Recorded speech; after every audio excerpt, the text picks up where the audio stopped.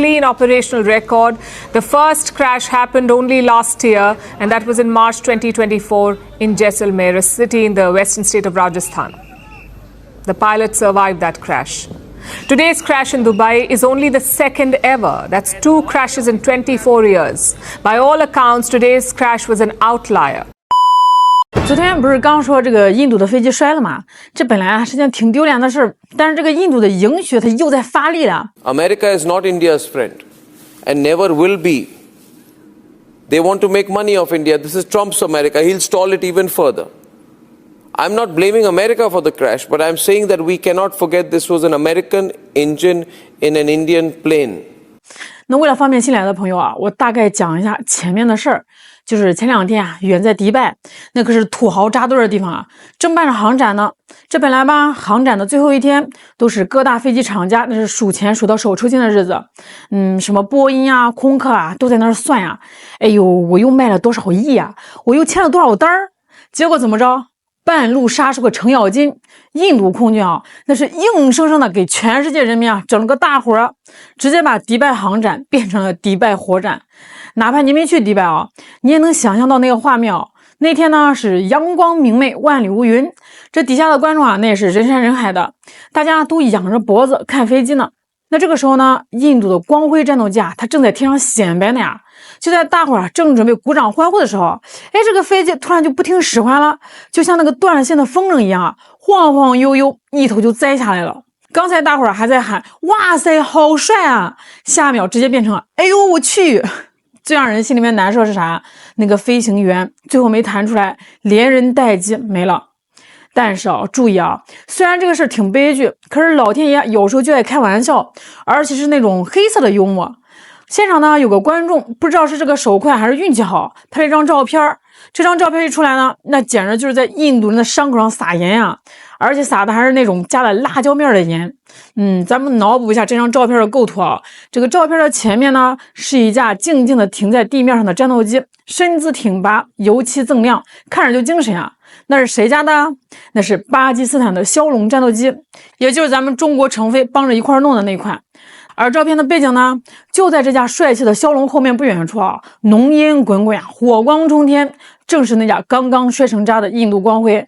你说这一前一后，一生一死，一静一动，这哪是照片啊？这简直就是现代艺术。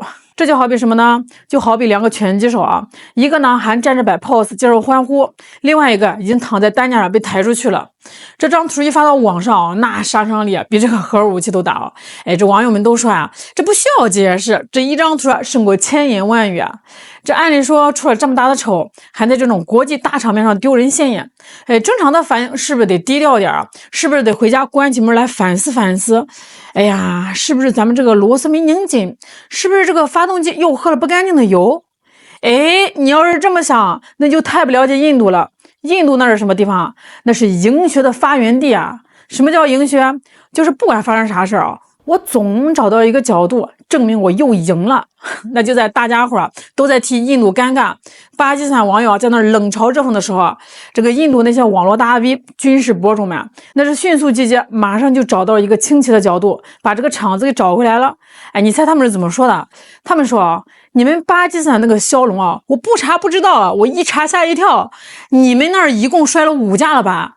哎，你看我们光辉啊，加上今天这一架，我们也才摔了第2架，这说明啥？这说明我们的飞机比你们安全呀，我们的安全性是你们的4倍以上。哎，你们还好意思笑话我们？我们这是安全之星。我当时听到这个逻辑啊，我刚喝进嘴里面的茶差点喷出来啊！这就好比什么呢？就好比咱们村头啊有2个司机，一个是老王，开了20年的出租车了，跑了20-30万公里，风里来雨里去的，中间刮蹭了5回。那另外一个呢是小李，刚拿到驾照2月，统共就开了不到2000公里，结果已经撞树上2回了。那这个时候，这个小李跳出来喊：“老王啊，你看你啊，你出了5次事故啊，我才2次，所以我技术比你牛，我开车比你稳。”你听听，这像是人话吗？这不纯粹是喝多了恒河水才想出来的逻辑吗？这就叫抛开技术谈概率，纯属耍流氓啊！咱来给印度朋友算算这笔账啊。巴基斯坦那个骁龙呢，人家那是真刀真枪的干出来的，从最早的第一批到现在的什么 Block 1、Block 2、Block 3，这就跟手机升级似的呀，一代一代的，全球加起来造了得有200多架了。不光是巴基斯坦自己用啊，这个缅甸也在用，尼日利亚也在用。那前2天呢，听说阿塞拜疆那边压力大，急着要飞机，直接花大价钱买了一批二手的。这意味着啥？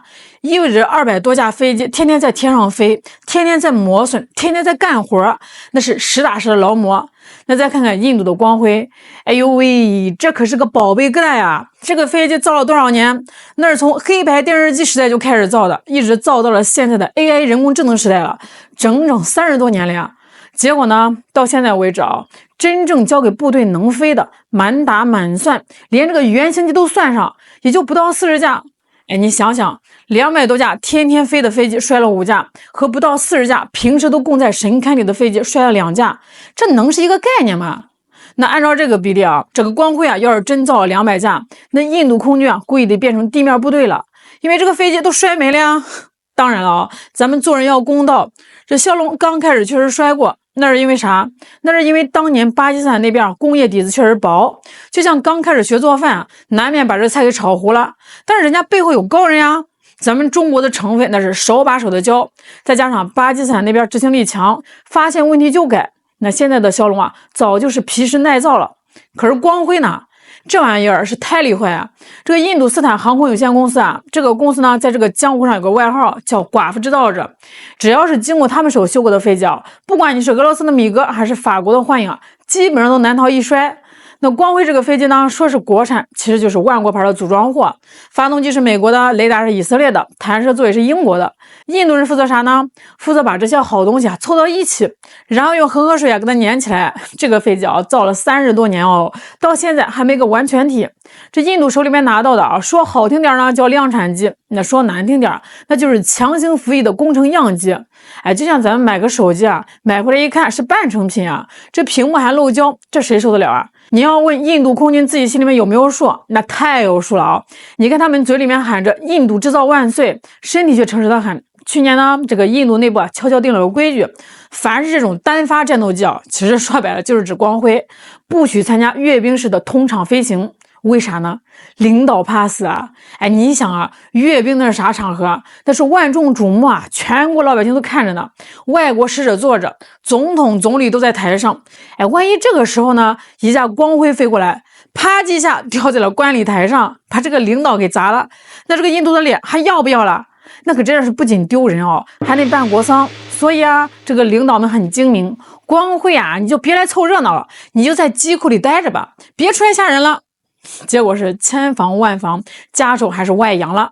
在那迪拜航展上啊，给全世界演了一出空中风火轮。在打仗这个事上啊，印度空军啊更是鬼精的哦。在边境上跟巴基斯坦对峙呢，这印度人啊把那2个仅有的光辉中队啊，那是死死的摁在大后方啊，根本不敢往前线调。前线顶着还是谁？还是花大钱买来的法国阵风，还有俄罗斯的苏30。那光辉战机去哪儿了？网友戏称啊，光辉呢成了目前为止唯一一款咱们中国先进导弹击不落的战机，因为它根本就不起飞啊，它不出门你怎么击落它呀？这就叫不战而屈人之兵，只要不飞，你永远就打不下来我。高，实在是高。那反观对面的巴基斯坦，骁龙那是真的猛，不仅敢往前冲，还跟歼十3这种高级货搞混编，甚至还挂着导弹去砸了人家的防空系统，这就是差距啊！这不就在光辉在迪拜摔是冒烟的时候啊，骁龙那边传来了好消息，咱们那个老客户非洲尼日利亚这帮兄弟啊，可是真正在用骁龙打仗的，不管是打恐怖分子还是巡逻，那是真刀真枪在用。人家用了一段时间啊，觉得这玩意儿啊真香，皮实耐用还好修，于是呢，就在印度人忙着灭火的时候，这个尼日利亚大手一挥，老板再给我来20架，要最新款的。这就是信任票啊，这是人家用真金白银投出来的票。所以啊，咱们总结一下啊，这一边呢是老客户回头客，这一边呢是当众表演火球术，一边是已经卖到了世界各地，那另外一边呢是憋了30年还在自家院子里打转。这次迪拜航展啊，这一摔掉的不光是一架飞机，摔掉的是印度那个想当世界大国的梦。那些印度大 V 们啊，还在这个网上算概率呢。哎呀，我们是4倍安全，咱们呢也就当个乐子听听。这就好比一个人裤子都掉了，还在那儿喊看我的屁股多白。咱们也别试图叫醒他们了啊！毕竟大家伙都知道啊，你永远叫不醒一个装睡的人，尤其是那种装睡的时候还做着梦啊，觉得自己已经麻的人。好啦，今天就聊到这儿啦，我是小兰，我们下次再见。